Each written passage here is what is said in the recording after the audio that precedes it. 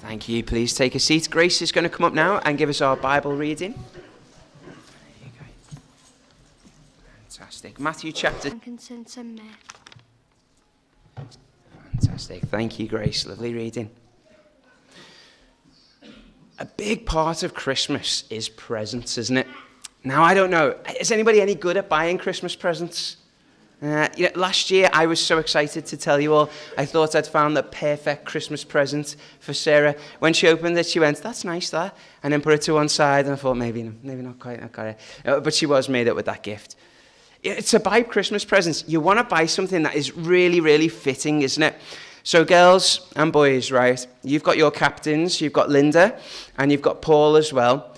If you were to buy them the perfect Christmas gift, what would you buy them? Okay, what would you buy them? I have no idea what they're going to say, by the way. This is going to be interesting, isn't it? Okay, boys, where are we going with? Let's see, Sam, you went to shout something over, didn't you? Go on, what would you buy him? You did say one time that you like Brian Malone, didn't you?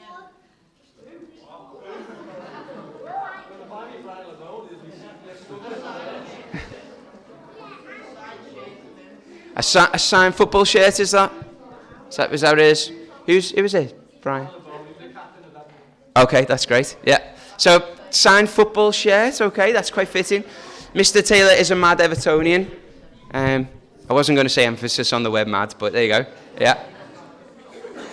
Good present. Girls, what are you going for? Keiley? Something unusual, bright and colourful. You know what, Linda? If I was going to buy you a present, I'd probably go for something like that as well. Yeah.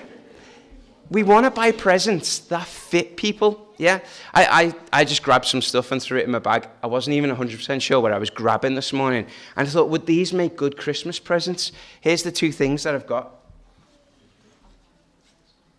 The first one is Panadol. I don't know why. I just picked it up off the table. Panadol. Is that a good present? Yeah. Some of the adults are like, yeah, it is. Especially for all those noisy toys we buy kids. If I just gave these out willy-nilly, well, it'd be very dangerous, first of all. But also, rubbish Christmas present. How about this Christmas present? Yeah. Now, we think in our house this is a good Christmas present. Jonah's pretty pleased with this. However, there's two things. Okay, the first one is he's meant to dance, but he's lost his jive. Okay, he doesn't dance anymore. The second one is he doesn't quite finish the song. I'll prove it to you. It's a bit long, bear with me.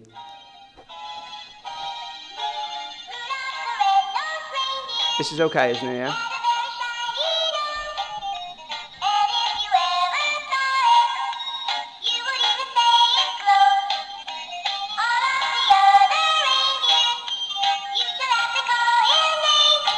Okay, get ready.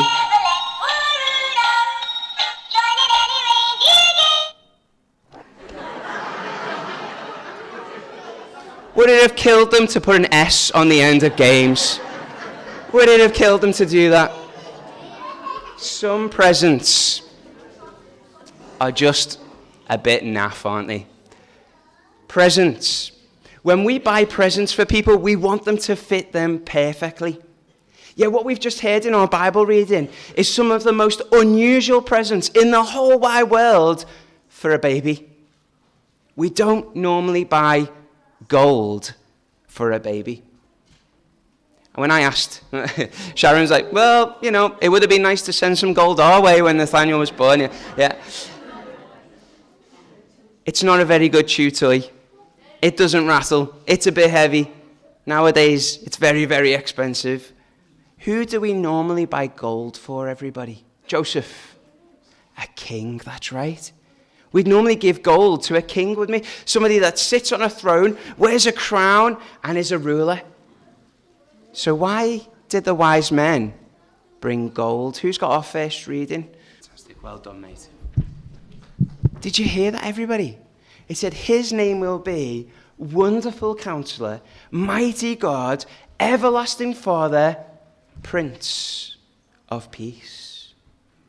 This baby, laid in a manger, born in a stable, Doesn't normally happen, does it?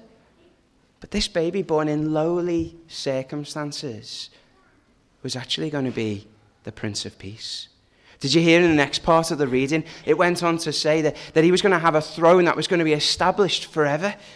Now, kids, you might not necessarily know this at the minute, but in our nation, adults, I'm sure you'll agree with me as well, that our rulers don't last. Some of our rulers have lasted a couple of days, and then they've gone. But for Jesus and his throne, it'll last forever. My friends, if we're putting our trust in the next government to try and lead us to freedom, or the next king or queen to be able to rule right and to give us the perfect life, then we will always be disappointed. But with Jesus, that's not so. Jesus has a kingdom that will rule forever. And did you notice that he's not just the King of Kings and the Lord of Lords? He's not just the Prince, but it says he's the Prince of Peace. There will be no end to his peace if we're willing to trust in him. So the amazing gift of gold is a fitting gift for Jesus. Jesus, the King. Can you help me with this one? I'm going to say, well, they gave him gold because he is, and then I want you to take your crown, put it on your head and say, King. Is that okay? Can you do that for me? So they gave him gold because they said, you are the King. Fantastic, thank you. How about the next gift? What was the next gift, everybody? Gold, frankincense. Well done for not saying Frankenstein. Or did someone say Frankenstein anyway? Yeah, of course, you've got to say Frankenstein, haven't you? I once asked in my class if the children could come in as influential people. One guy quite clearly came in as Albert Einstein. When I asked him who he was, he said, I'm Albert Frankenstein, which I thought was a great mix of everybody. Yeah, why not? Frankincense. Frankincense is really unusual. Yeah, it looks a bit like honeycomb, but it's not sweet, and don't eat it. What it is it's a special kind of like amber or a sap. And what they do, Frank is Sean, okay. What they do is that they crush it up. Kids, I'm going to give you 2 big clues. Is that okay? And then the answer begins with a G. It begins with a G. Okay, so here's my 2 clues. What would they use frankincense for? They crush it up and they put it in like a bit of a line or whatever else, and then they'd light fire to it in their temple. Clue number 1. Temple is a bit like a church today, okay? And as they lit it, the smell of the incense would fill the whole room. And not only that, but the smoke, it would weave its trail all the way up to the top of the building, as if, clue number 2, it's reaching the heavens. So who did people worship when they lit the frankincense? The answer begins with G. Go on, mate.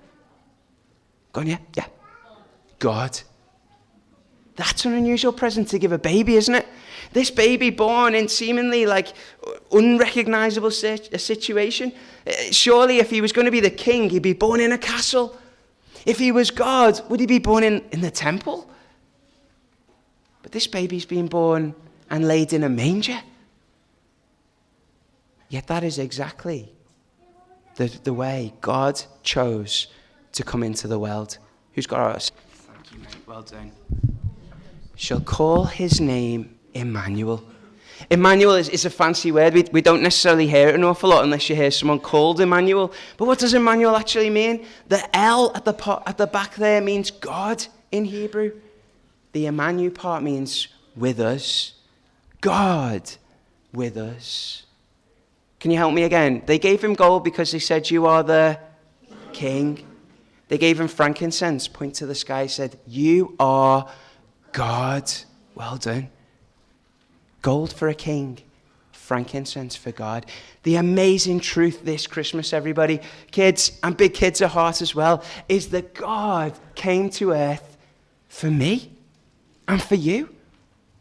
The God who created the planets, the galaxies, the stars, the one who made the beautiful waterfalls, who crafted the mountains and dug the valleys, the one who causes the tiny heart of the hummingbird to beat at a crazy rate, who causes the wings of a bee to fly, breaking all rules of physics, the one who knows you intimately and cares deeply about you, him in all of his majesty and power and his might, came to this world as a baby. But why did he come? The final gift is myrrh. You know, I don't know if you've thought about this before. Children, as you learn about the nativity in school and in Sunday school and in Girls' Brigade and Boys' Brigade, I want you to ask the question, is this normal? And adults, we're so used to the story, but have you ever stopped to think about the whole situation? The fact that Mary was a virgin, yet she was with child. The fact that she wasn't married yet. She was betrothed to Joseph, and Joseph welcomed her in. That is not normal in their situation either. The fact that they were taken to Bethlehem and there was no room for them. Potentially, Jesus was born on the street if the manger was bolted to the wall. And how about the people who came? The shepherds who came from the hillside, being told that an angel had come to tell them the news that Jesus had been born. Or later on, the wise men come in and opening their gifts. They'd followed a star for thousands of miles to get to Jesus. The whole situation of Jesus' birth is not normal, is it? Everything about it is special. Everything about it is extraordinary. But this part, I think for me, is the strangest part of all. Gold because he's a frankincense because he is. And then myrrh. Myrrh is actually a really sad gift. It's not a gift that you give somebody on the first day of their life. It's actually a gift that you'd bring on their final day of life. You see, myrrh was used for two things. First of all, if somebody cut themselves, they'd put it on the wound and it would clean it out and it would help it to heal. But the second use of myrrh was that on that saddest day of all, everybody, when somebody died, is that they'd take the myrrh, they'd sprinkle it on the body as they wrapped the bandages, and they'd place them in the tomb. Gold because he's a king, frankincense because he's God, but myrrh for a baby because one day he would die to rescue his people. What is the heart of Christmas? The heart of Christmas is this, that Jesus, the king over every king, the one whose kingdom will never ever end, Jesus, God, Emmanuel with us, the one who created all things being confined to a baby, and Jesus, the one born with the purpose of one day dying upon a cross for my sin and for your sin. That's the truth of Christmas. And that's also the joy of Christmas as well. Because Jesus loved us so much, he wasn't willing to allow us to continue in our sin, but he came down for each and every one of us, and he took my punishment upon that cross, that he took my death penalty that I deserve because of my sin, so that I might go free. Who's got our final reading? The wages of my sin and your sin equals death. If we die in our sin, friends, we will be lost forever. Separated from God. That is the truth of the Bible. But the greater truth as well is that Jesus loved us so much that he wanted to come and give us, do you notice there, the free gift. So we've talked about gifts being given to Jesus, but this morning Jesus offers a gift to you as well. Will you receive it? A gift, I was telling the youth yesterday, that if I kept the gifts for the last 32 Christmases I've had, 32 years I've lived, if I kept them and said, that's great, that, and put them on the shelf and never unwrapped the wrapping paper, then I'd never fully receive the gift. But this morning, here's a chance to receive that gift of eternal life, to trust in Jesus, who didn't just stay as a baby, but grew up as a man, who did die upon the cross in the place for your sin, and then who resurrected again and is alive today and calls you to trust in him. You see, if we're willing to receive that free gift through Jesus, look at what we have. Not death, but eternal life. Will you trust in him for yourself today? As you think about your Christmas presents and buying presents for others, and when it gets to Christmas Day, kids, and you're opening your presents, would you think of Jesus? the gifts that he was given. Gold because he's a king, frankincense because he's God, and myrrh because he came to die for you, because he loves you and he wanted to pay your price. And as you think about those gifts, would you think about the free gift that he offers you? Eternal life. As you turn to him and say, Jesus, please forgive me. I want to follow after you. I want that eternal life. And he will give it to you.